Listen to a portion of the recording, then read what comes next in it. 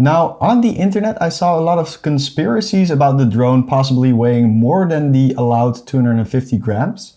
So I decided to put that conspiracy to the test, and I conducted my own research. Let's see, put it to the test. Moment of truth. 252 grams. FBI, open up! Oh my God, what have I done? Got too high, I'm good as gone. The real trick is to format your SD card before you fly. Once I did that, I was good and legal to go. So the new Mini 5 Pro is supposed to be a huge upgrade according to DJI and the creators who work with DJI. I've always loved filming with my Mini 4 Pro and I would totally love an upgrade in the image quality. So I decided to buy the drone with my own money. On my way to get a new drone. I spent 1,129 euros on it. Yeah. Ladies and gentlemen, we got it. The case, it is a good looking case.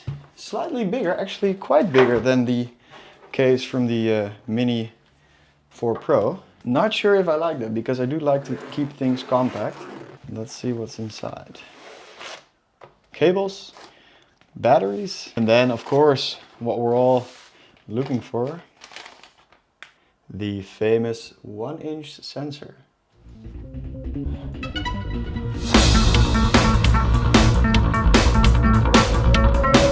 Alright, so I've got this little game plan for tomorrow to get some shots of this thing, of this little beast, put it to the test right away. I'm going to a place called Zaanse Schans. It's this iconic windmill scene here in the Netherlands, and there are tons of tourists going here. There's buses going from Central Station to this place every morning. But even though I've lived there all my life, I've never visited that place. If I look at the weather forecast, it's supposedly going to be dry and supposedly we might have a little bit of sun. But yeah, you never know what's going to happen with the weather here in the Netherlands. The next morning. Alright, everything is charged up. Both the drones are charged up. It's still dark out. It still looks like it's evening, but it's actually 6 o'clock in the morning. So I better get going because we want to meet the sunrise at the Zaanse Schans. Alright, it looks like we're in luck because I can see a beautiful sunrise already. Hell yeah, I think it's gonna work.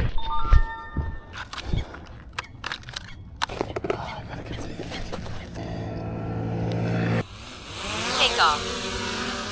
Home point updated.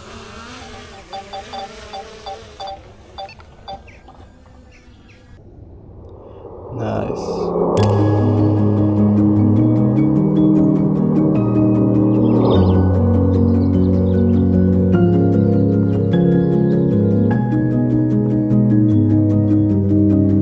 So this obviously was an absolute win. Got very lucky with the beautiful sunrise, no clouds, incredible colors, no tourists yet as well. Some of the footage you see on screen is available for download for free to see if you like the footage of the DJI Mini 5 Pro. It's all ungraded in D-Log M. And if you like the colors, you can check out the new film power grade that's available on my website. After this win, I visited 2 other locations to get some extra shots and then went back home to finally look at the footage and tell you what I think of this drone and whether it's worth getting. Alright, what are the actual upgrades? First things first, the 1-inch sensor. You hear it everywhere, it's the main feature, all the creators talk about it. I expected a lot from this sensor because it's much bigger, and I thought much bigger sensor means much better footage. But honestly, when I came home and looked at the footage, it was only slightly better, like almost not noticeably better. I even saw some comparisons on YouTube, and even on the comparisons, it was quite difficult to tell the difference. So I have to say I was a little disappointed. From what I've seen so far, it's not that big of an improvement. Then the second most highlighted feature, and possibly my favorite feature, is the new Matte Tele 2x zoom feature. And it's a bit complex because it is better than digital zoom, but it's also not optical zoom because it only has one lens and it isn't a zoom lens. So here's what's happening. The sensor on the Mini 5 Pro is an 8K sensor, and when you are using the Met Telemode zoom feature, you are cropping in on the 8K sensor to a degree that still allows you to get a 4K image. This works great. However, you are using quite a small part of the sensor, which means in conditions with enough light it looks good. But if you do it on scenes that are quite dark, your image will still look quite noisy, quite muddy. So I have to say I did really love using this mode. It really allows you to shoot with new possibilities. You can really make backgrounds move a lot faster when you're tracking around subjects. I have to be honest, there were also quite a lot of shots that were too noisy to pass as cinematic.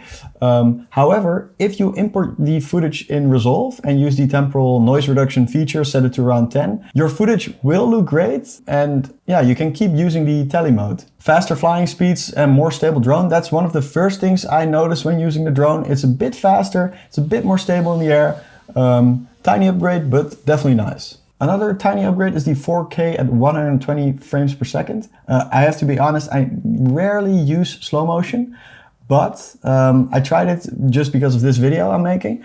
And I have to say it looks really good, and I will probably use it more on less birds. Batteries, the batteries have improved as well by 2 entire minutes. Not a huge change, but what I will have to say is that the new battery case is really cool because it has this sacrifice feature where 2 of the remaining batteries will charge up the other battery if it's not fully charged yet. So that's really cool. And also if you have a 65 watt charger or above, then you can charge 2 batteries at the same time. I can really recommend this power bank because it has a fast charger out, 65 watts, which is fast enough to charge 2 of the DJI Mini 5 Pro batteries at the same time. This little cable attaches to the power bank, and it's also super small. 2 more tiny upgrades I love. Drone boots up once you open up the landing gear, it's cool. And the new LiDAR cameras in the front. Do have to say I never really missed that on the Mini 4 Pro, but maybe it'll save you one day. All right, and then some of the gimmicks, the marketing gimmicks. First one, portrait optimization. Sure. Rolling gimbal feature. I never had a moment where I thought I really need this. Just because you can now doesn't mean you should. Please comment me if you disagree, because I wouldn't really know in what situation I would use such a shot. Minor thing I disliked is the same controller. I would have loved those foldable sticks that are attached to the controller, because those tiny sticks that you have to screw in, it's never gone wrong for me, but I can just imagine that you're in the middle of nowhere on a mountaintop or in the desert, and one of those sticks tumbles and you're basically like, there goes my entire shot. What I dislike the most about the creator combo is the massive bag that they give you. You don't need it. The bag from the Mini 4 Pro was perfect. It was compact. You could throw it in another bag. I love it. Why change it? So I conducted some research. This bag has so much extra space. You can fit your drone package in there plus 6 extra bananas. 7 extra bananas. What am I saying? 8 bananas. 9? No, okay. 8 bananas. In reality, you really only need 1 extra banana when you're flying your drone. And let me tell you something, that is exactly what fits in the carrying bag from the Mini 4 Pro. On the plus side, however, the Mini 5 Pro plus controller plus batteries do fit in the carrying bag from the Mini 4 Pro. To conclude, should you get the Mini 5 Pro? Well, don't get me wrong. It's absolutely an amazing piece of technology, and it allows you to get such fun and beautiful shots.